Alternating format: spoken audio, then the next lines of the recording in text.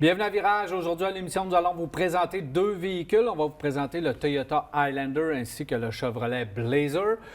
Nous allons aussi répondre à vos questions à la fin de l'émission. 670-9078, poste 230 ou encore virage@telumag.tv via notre Facebook également. C'est les façons de nous rejoindre. Messieurs, salut! Salut, Daniel. Ça va bien? Très bien. En forme? En grande forme. Bon, content de t'avoir en studio, Jacques? Bien, moi aussi. C'est curieux. Non, ça faisait un bout de temps, puis non, bien heureux d'être ici. Mais je suis en forme là.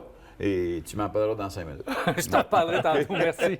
Marc, des nouvelles de l'industrie, est-ce qu'on va avoir du Tesla dans les nouvelles cette semaine? Ben non, pas de Tesla cette semaine, mon cher. Une absence d'après des mois et des mois. Ouais, en fait, j'aurais peut-être pas pu si j'avais fouillé un peu, mais ça me tentait pas, là. Messieurs, juste avant de parler du Chevrolet Blazer, je tiens à vous remercier, vous d'abord, les téléspectateurs, pour tous vos commentaires. Vous êtes venus nous voir au Salon de l'Auto.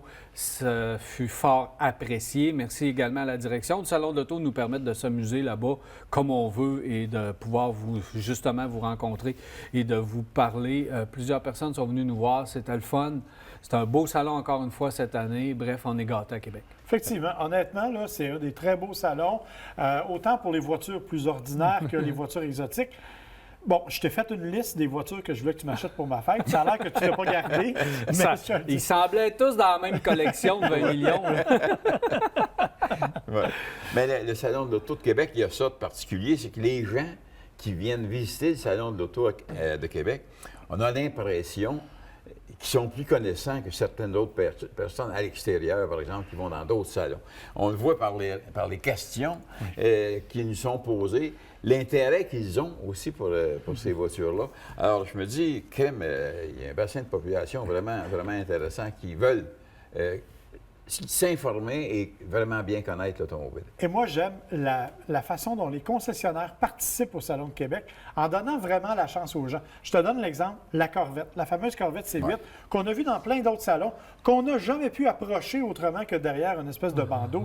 Bien, à Québec, non seulement elle était là, mais elle était déverrouillée. Les gens pouvaient s'asseoir à l'intérieur. Et ça, c'est pas quelque chose qu'on voit souvent dans les salons de l'auto. J'apprécie aussi que les gens qui participent au salon aient cette ouverture-là pour les clients, si tu veux. Exactement. Proximité des véhicules, c'est vraiment le fun. Ouais. Super important. Super important parce que c'est ça qui fait que ça t'emmène à avoir le goût de revisiter les salons de l'auto quand ils sont tous protégés comme ça que tu ne peux pas l'approcher. Tu disais que les gens sont informés. Je parlais avec des conseillers qui étaient sur place. Et on me disait que de moins en moins, on a des questions techniques sur les véhicules. Les gens arrivent au salon, sont déjà informés.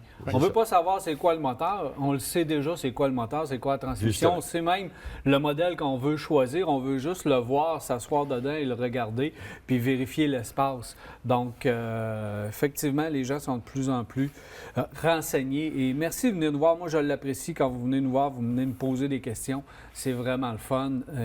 Puis, le petit Jérémy... Je vais parler au petit Jérémy, connaît son automobile. Bravo, j'avais promis de te dire salut, alors c'est chose faite. Bravo.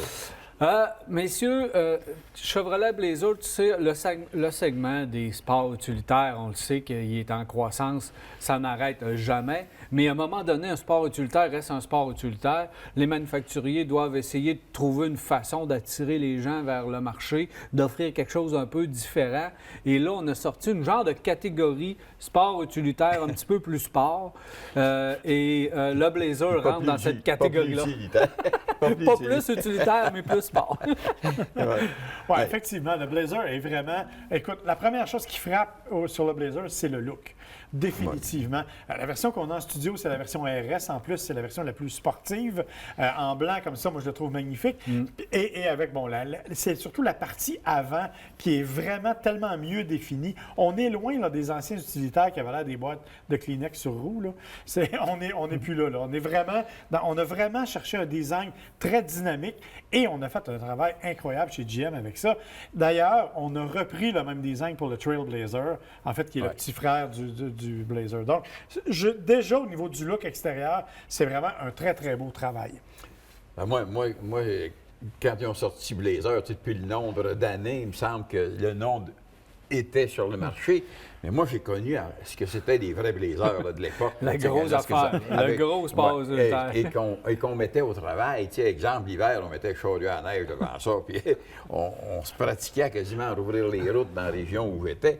Et c'était une bête de travail. C'était presque impossible de briser ça. Puis... il me semble que ça disait quelque chose. Mais là, quand on s'est mis à attendre après celui-là et on voyait que ça accouchait pas nulle part, bon, on s'est dit, ils vont sortir quoi? Finalement, ils nous ont présenté un véhicule qui est drôlement plus intéressant que ce qu'on avait. On ne ferait peut-être pas travailler aussi fort que je les ai fait travailler, là, mais plus intéressant, plus spacieux. Le look, c'est une chose, mais la vie à bord, c'est une autre chose. Tu sais. Alors, le vie à bord, les sièges sont confortables, l'espace en arrière. Et selon moi, ils ont construit quelque chose de beau, d'intéressant. Peut-être un petit peu de... Tu sais, on a vu tout à l'heure, on regardait au niveau finition, là, tu sais, comment ça se fait qu'on a trop chialé sur GM ou sur les Américains qui n'étaient pas capables de mettre une module puis 4 clips comme il faut à sa place, tu sais? On en rentre un ici dans le studio, puis tout de suite, pop, on a une module qui nous pop.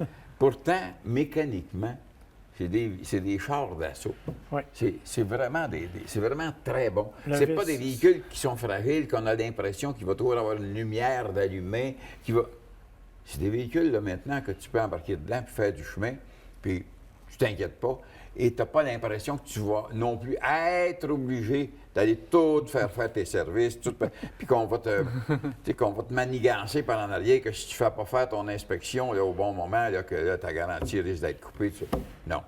Faire un entretien normal, promenez-vous, puis ça va faire un véhicule qui va bien aller. Marc, on a réservé quoi comme motorisation et mécanique? Bien, le RS, en fait, c'est celui qui arrive avec le V6 de 305 chevaux, le V6 3.6, 305 chevaux, boîte automatique 9 vitesses. Un moteur qui, ma foi, est assez étonnant en nervosité, en puissance, répond bien. Et moi, j'ai toujours peur des boîtes 9 vitesses, parce qu'on a toujours l'impression qu'ils changent de vitesse en permanence, sont mal étagés. Dans ce cas-ci, on avait eu l'occasion de l'essayer au lancement dans la région de Charlevoix avec une côte ou deux. Et là, je l'ai essayé dans d'autres circonstances, en ville, sur autoroute. Il vous avait pas mené loin.